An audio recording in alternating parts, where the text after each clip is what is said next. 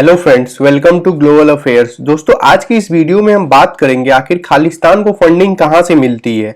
ये कनाडा जो कि खालिस्तान को सपोर्ट करता है, या खालिस्तानियों को कनाडा ने क्यों पनाह दिया। दोस्तों, अगर आप इन चीजों को बारीकी से देखें तो कनाडा तो सिर्फ एक मोहरा है, असली खेल तो यहाँ कोई और खेल रहा है। दोस्तों, आखिर कैसे ये खालिस्तान मूवमेंट कनाडा से कंट्रोल होने लगा और खालिस्तानी कनाडा में ही क्यों जाकर बसे। क्या खालिस्तान मूवमेंट को भारत में बढ़ावा देती है पंजाब की म्यूजिक इंडस्ट्री, और हम कैसे खालिस्तान मूवमेंट पे पूरी तरह लगाम लगा सकते हैं, आज हम इन सारी चीजों को देखेंगे। 1971 के युद्ध में जब रसिया ने खुलकर भारत का समर्थन किया था, तब वेस्टर्न कंट्रीज की भयंकर हार हो गई थी। तो वेस्टर्न कंट्रीज तो उस टाइम यहां से भाग गए थे, लेकिन उनके अंदर एक खुन्नस भरा रह गया। ब्रिटेन हो या अमेरिका, उस टाइम भारत को कोई देखना नहीं चाहता था, और उस टाइम इन लोगों ने भारत को तोड़ने के लिए अलग अलग उपाय निकाले थे। उस टाइम इन लोगों ने सोच लिया था भारत को कैसे भी तबाह करके रखेंगे। तभी पंजाब का एक लीडर यहां से विधानसभा चुनाव हारने बाद ब्रिटेन में जाकर खालिस्तान मूवमेंट का शुरुआत किया था। उस वक्त वेस्टर्न कंट्रीज कहीं ना कहीं सोचता था हिंदुओं के लिए तो भारत है और मुस्लिम के लिए पाकिस्तान बन गया। जैसे भारत का आजादी हुआ तो सिखों और मुस्लिमों में भी बहुत दंगे हुए। इस दंगे में ना जाने कितने सिखों की जान गई। आधे सिख भारत में और आधे सिख पाकिस्तान में रह गए। तब इन लोगों ने सोचा ये सिख को कैसे यूटिलाइज किया जाए भारत से बदला लेने के लिए, कैसे इन्हें आपस में लड़ाया जाए ताकि ये लोग डिस्टर्ब रहें। फिर खालिस्तान मूवमेंट को तगड़ा सपोर्ट मिला वेस्टर्न कंट्रीज जैसे अमेरिका का। 1971 में अमेरिका सामने से तो कुछ कर नहीं पाया, लेकिन उसने भारत को पीछे से खंजर घोंपा पंजाब में खालिस्तान मूवमेंट को बढ़ावा देकर। अमेरिका ने शुरू किया खेल यहाँ पे, खालिस्तान सपोर्टर्स को कनाडा में बसाने लगा। हम हमेशा कनाडा को ब्लेम करते हैं खालिस्तान के सपोर्ट के लिए, लेकिन सच पूछो तो कनाडा तो एक कठपुतली देश है जिसको शुरू से अमेरिका ने कंट्रोल किया है। अमेरिका ने ही कनाडा में खालिस्तान सपोर्टर्स को सिटीजनशिप दिलवाया, वहां से पैसा सपोर्ट सब मिलने लगा उन्हें। देखते देखते खालिस्तान मूवमेंट कनाडा से ही कंट्रोल होने लगा और खालिस्तानियों का गढ़ कनाडा बन गया। और ना जाने इन खालिस्तानियों ने भारत के कितने सिखों का ब्रेन वॉश करके उन्हें भारत के खिलाफ कर दिया। अमेरिका का शुरू से टेंडेंसी रहा है अलग अलग आतंकवादियों को अपने फायदे के लिए यूज करना। अब लादेन था, उसे ही अमेरिका ने पहले यूएसएसआर के खिलाफ यूज किया, बाद में फिर उसी ने अमेरिका पे अटैक किया। तभी तो उसे अमेरिका के चप्पे चप्पे के बारे में पता था, वरना इतना इजी था क्या अमेरिका के 4 फ्लाइट्स को हाईजैक करना या फिर पेंटागन या वर्ल्ड ट्रेड पे अटैक करना। और फिर ये अमेरिका आतंकवाद पे दुनिया को ज्ञान देता है कि सांप पालोगे तो एक दिन डसेगा ही। भाई साहब, ये काम तो सबसे ज्यादा तुम ही करते आए हो शुरू से, तुम किसको ज्ञान दे रहे हो।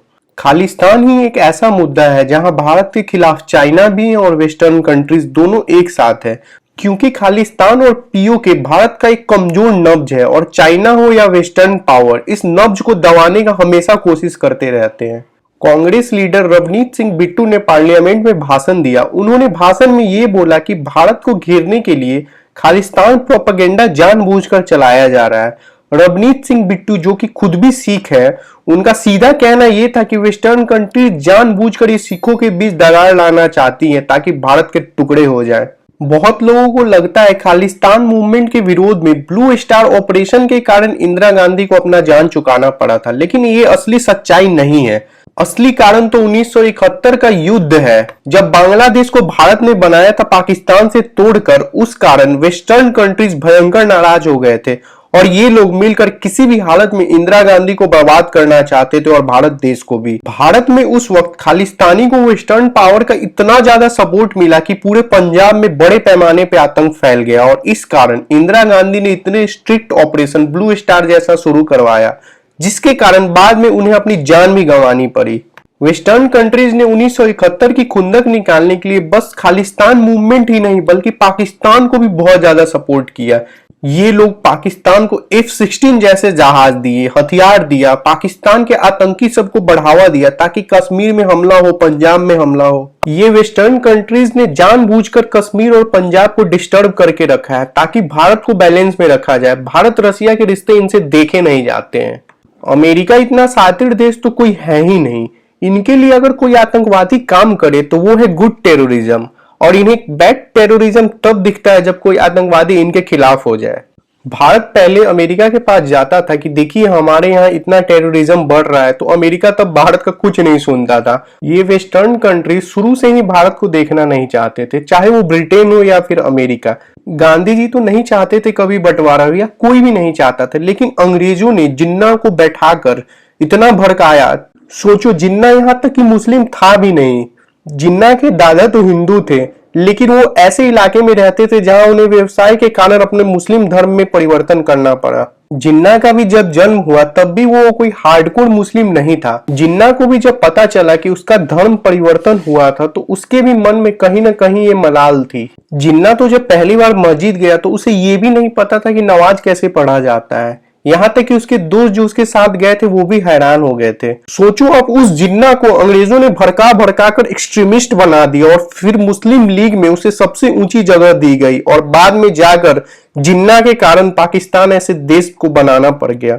अभी की बात करें तो यूक्रेन मुद्दे पे भारत अभी न्यूट्रल है, बट अमेरिका कैसे भी प्रेशर बनाना चाह रहा है भारत पे ताकि हम कुछ बोल दे रसिया के खिलाफ। वैसे भारत जब पहले अमेरिका के पास जाता था कुछ भी इश्यू को लेकर, तो अमेरिका हमें कुछ भी हथियार या टेक्नोलॉजी प्रोवाइड नहीं करता था। तब भले इंडिया ही उस टाइम यूएसएसआर में मजबूरी से ही गया हो, लेकिन यूएसएसआर ने इंडिया की बहुत ज्यादा मदद की। उसने इंडिया को space technology, industry, military equipment और भी ना जाने कितनी चीजें प्रोवाइड की, वो भी ऐसे सिचुएशन में जब भारत के पास कुछ नहीं था। भले ही हम मजबूरी में गए हो रसिया के पास, बट उस वक्त हमारा साथ तो रसिया ने ही दिया, अमेरिका ने तो उस वक्त हमारा साथ नहीं दिया था। लेकिन आज भारत इतना ज्यादा मजबूत बन चुका है कि अब अमेरिका भी झुक चुका है भारत के सामने, और इसलिए वो चाहता है कि भारत को कैसे भी अपने पाले में लाया जाए। और अब अमेरिका चाहता है हम रसिया के खिलाफ बोले, रसिया यूक्रेन वार में या फिर और भी किसी भी मुद्दे पे रसिया के खिलाफ हो जाए। भैया ये तो पॉसिबल नहीं है। 1971 के बाद ही बांग्लादेश हो या फिर भारत, अमेरिका इन दोनों देशों में से किसी को भी देखना नहीं चाहता है। वहीं बात करें चाइना की, तो चाइना भी खालिस्तान को फंडिंग करता है। वो तो पीओके के आतंकवादियों को फ्रीडम फाइटर बोलता है। भारत का मोस्ट वांटेड आतंकी मसूद अजहर को ग्लोबल टेररिस्ट बनाने के खिलाफ यूएनएससी में चाइना ने वीटो तक का यूज किया है। खालिस्तान को चाइना आईएसआई के थ्रू भी सपोर्ट करता है, और कनाडा में ट्रूडो के पार्टी में काफी लोग हैं जो चाइना से डायरेक्ट फंडिंग लेते हैं खालिस्तान मूवमेंट को बढ़ावा देने के लिए। हमारे जितने भी दुश्मन है ये चाहते हैं कि भारत के टुकड़े हो जाए, और ये अब संभव नहीं है। भारत अब वो पहले वाला भारत नहीं रहा है, भारत अब बहुत ज्यादा मजबूत हो चुका है। भारत को अच्छे से पता है अपने दुश्मनों से कैसे डील करना है, तभी तो आए दिन हम निज्जर जैसे बड़े खालिस्तानी लीडर्स का हत्या करवा देते हैं। आखिर कैसे हम खालिस्तान मूवमेंट को कंट्रोल कर सकते हैं?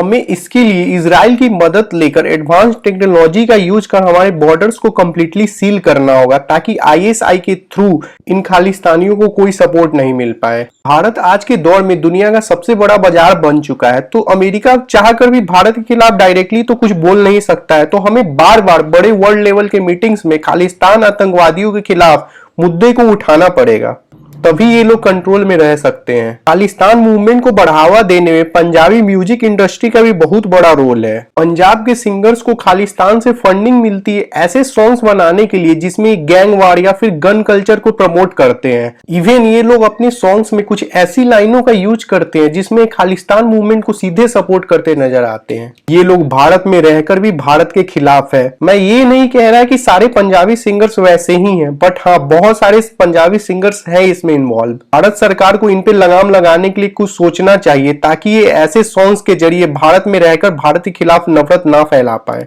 दोस्तों, आपको आज का ये वीडियो कैसा लगा कमेंट में जरूर बताएं, और चैनल को सब्सक्राइब करना ना भूलें।